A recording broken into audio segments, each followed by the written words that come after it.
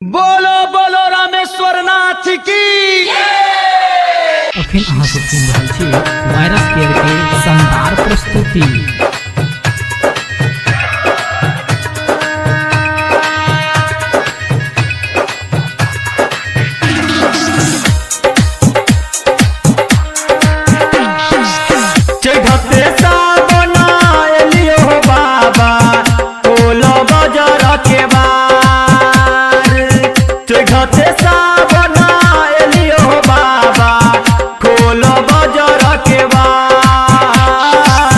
हमारा मालिक के शादी भगेले कोरोना कोनो विचार। हमारा मालिक के शादी भगेले कोरोना कोनो विचार। हमारा जान के शादी भगेले कोरोना कोनो विचार।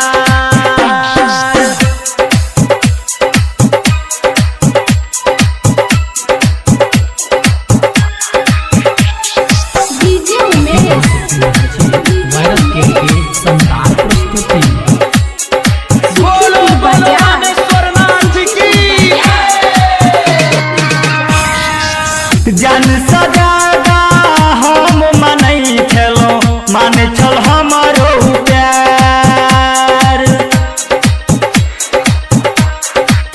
हो बाबा जान सजादा ओकर मानै छलो माने छल हमारो प्यार। कोन कसूर से ऊ छोड़ क गेले, कोन कसूर से ऊ छोड़ क गेले कोरोना बाबा विचार। हमारा मालिक के शादी भगेले कोरोना कोनो विचार। हमारा जान के शादी भगेले कोरोना बाबा तू विचार।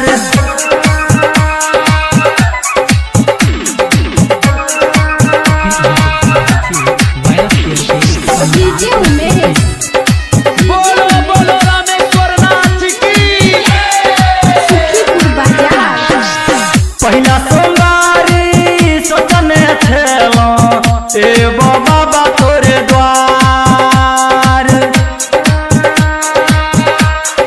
हाँ हाँ पहिला सोमवारी सोचने छलो एगो बाबा तोरे द्वार। राइटर प्रिया बिनती लिखल क, राइटर प्रिया बिनती लिखल क अंकित गाबै छ तोहार। हमारा मालिक के शादी भगेले कोरोना बाबा तू विचार। हमारा जान के शादी भगेले चढ़ते सावन एलियो बाबा खोल बजर के बार। चढ़ते सावन एलियो बाबा खोल बजर के बार।